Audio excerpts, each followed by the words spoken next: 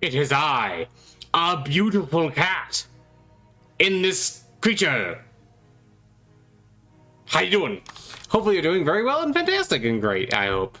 And I'm still running around in Pseudoregalia because you know what? Pseudoregalia is a cool and good game. And I think... Oh, cool. And I think it's pretty fun and cool and good. Oh wait, I didn't want to go that way. I seem to remember that. But hey, how are you doing? You know, it's kind of crazy to think about because I was talking to some people and they were talking about how they don't really know if they could believe in God because of like the suffering and stuff that happens in the world. And it's like, you know, at one point in my life I kind of understood that there is a lot of really crazy suffering that happens in the world. But you know, simple truth is that A, it kind of depends on how you look at it, and B, wow, she looks really elegant when she does it like that. Like, look at that. That's really cool. I mean, I'm not going to tell you that I have a simple answer. I can only tell you that I've learned, as I have learned more, it has bothered me less and less. And that I think is pretty important. But, you know, it's not like we're trying to say that, you know, if it bothers you that's not a decent thing to think about or anything like that. I mean, truth be told, you know, I'm frequently one that says that God is all about love and things like that. And that is true. Of course, I am a non-dualist. I think that, in fact, everything that exists is God. That there is, in fact... Oh.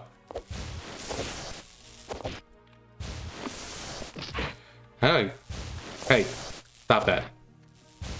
Oh, there's a pole up there. Okay, I think I see what I need to do.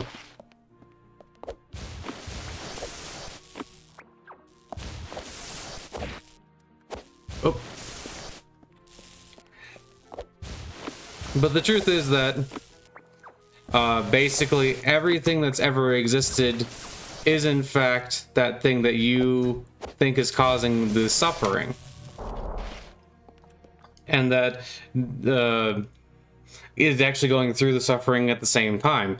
See, God is in essence all of reality, not just you know, like this faraway figure. We worship a transcendent, immanent God, a God that is in fact beyond all of this reality, but is also ingrained within all of the reality, and is as close to you as anything else. And you might be saying, well, that's kind of crazy. How do you do both?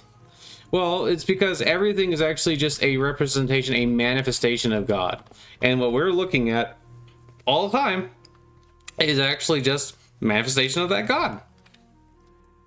I'm trying to remember how to heal. What is the button to heal? Oh. There we go. And that wherever you're going, whatever you're doing, what you're actually experiencing is the Divine Mother at all times. And then you may say, well,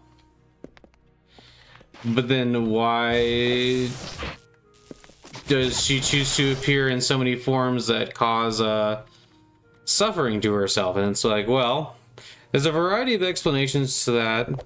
We could go with karma, for instance, where we say that that means that, you know, in previous times there was always something going on that was maybe bad and that we shouldn't have allowed to go on. That's quite possible. Okay, so this one I just need to hit back and forth, basically. Okay. No!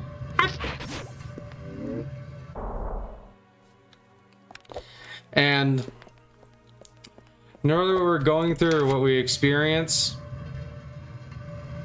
you know, probably also just this. Yeah. So that.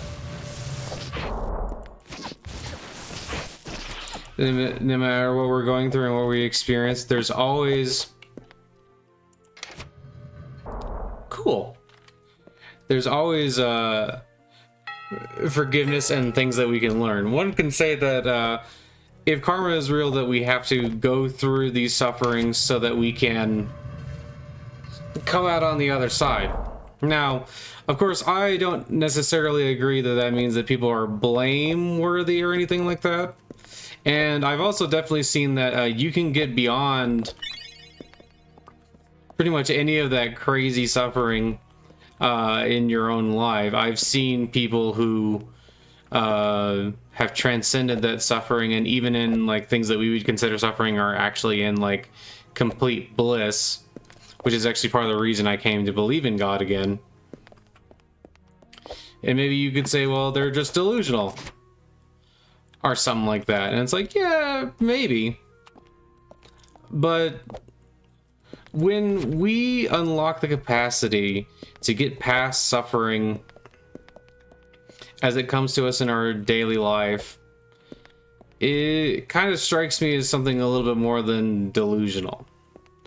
When you see the reality as it is, that, you know, God is a part of every living thing, no matter like what we do or where we're going, it also shows you that even in the midst of suffering, there is still goodness. And that like so much of it is kind of just how we take it and how we feel it works within us. See, a lot of people, what they do when they suffer is they let their mind go wild, and they go crazy, and they say, oh my gosh, this is all so bad, look at what's happening, and all these other things. And I understand that there's a reason. If you're suffering, you want to be not suffering. That's cool and good.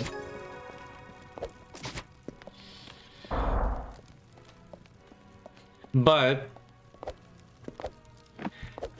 I don't really think there's any great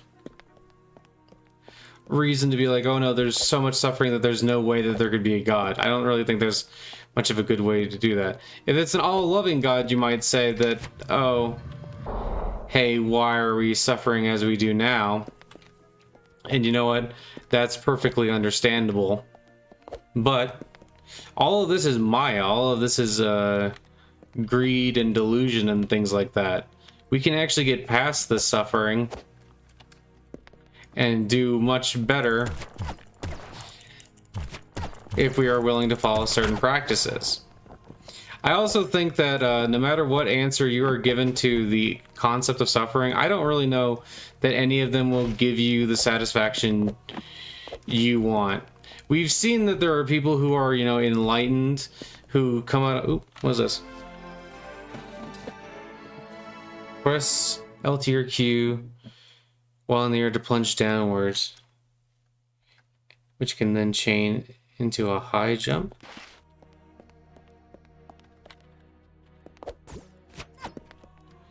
Okay, wait.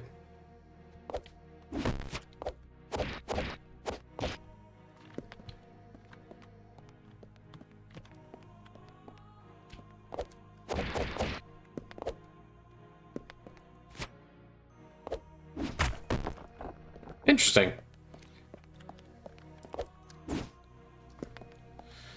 Oh, okay, so like that. Okay. Interesting.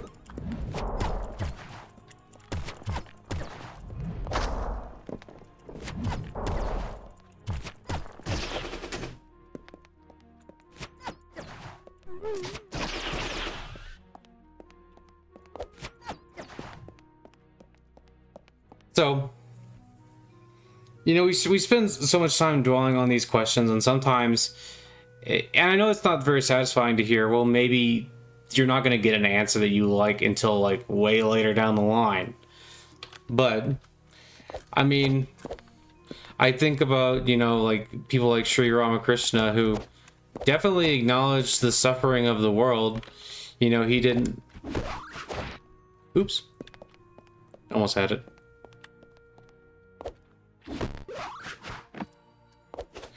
Who definitely saw the suffering of the world and didn't, you know, shy away from it, but found, you know, that ultimate bliss in like the reality of God, you know.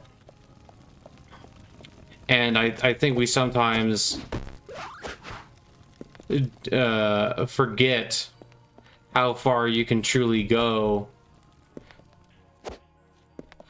in experiencing these things, and that the most important thing is not, you know, just that there is suffering, because we know that there's suffering, but that there are ways to transcend it, that we can get past the suffering, that we can get past, you know, this clinging, and that we can get past all this stuff. And even if you don't necessarily believe in these higher spiritual truths like, you know, God and all that stuff, you can still get past I wonder if I could just like, nah, that's not gonna work. We can still get past these moments of suffering and things like that, and we can use them to change our perspective and change the way that we interact with the world around us. And that, you know, you don't believe in God, you don't believe in afterlife and things like that, you can use these teachings and these practices to get beyond this stuff today, you know, and to be in a better state, a wiser, and have a wiser and kinder life right now. I have my reasons to believe in God, but I'm not just gonna sit there and just tell you them, because, you know, if I tell you, well, it's a largely experience-based, I've had a lot of these experiences, which, well, it's really pretty. I've had a lot of these experiences which really make me believe in God, and I have a lot of understanding, which has made my life feel, you know, much better. If I just sit there and tell you that, that doesn't necessarily translate into you coming to understand why I believe what I believe. You know, I do have these experiences, and I am very confident in them, and I believe that they have given me something great. But to me, it's not about whether or not you believe in God. It's about letting go of your anger, you know, and your greed and your hatred. Letting go of those things and transcending them so that you can, you know, come to reality as it is and experience it with open eyes and experience it with... Huh, that's weird. I thought that was going to damage me. And experience it with, you know, love rather than any sort of greed or hatred, and that you can experience these higher states, that you can live in a reality which is, you know, better for it. That you can live in a reality where you get to experience the truth of God. Now, and then if you say, well, I don't believe in God, well, then you get to live in, you know, reality where you get to actually experience the wonder and glory of creation around you, and you get to, you know, have a better life. You get to expand upon that which, you know,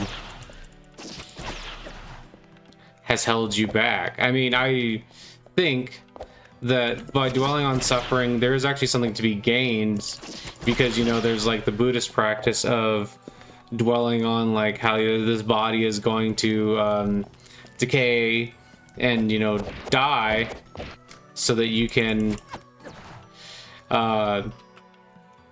have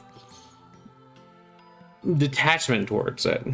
And by having detachment towards it, you can relieve a lot of the suffering. You know, the Buddha always talks about there's two arrows of suffering. There's the original arrow, which is like the physical pain that you deal with, but then there's also the mental anguish, like, oh man, who shot me? Why is this arrow in me? Everything's going on.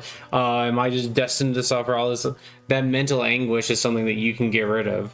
And, you know, we can also see people who have gotten past this physical pain, like, you know, with meditation or with a variety of other practices. I think that's much more important. I can tell you that I have come to believe more and more in karma as I have gotten older and spent more time on this path. That doesn't mean necessarily that, oh hey, I missed this.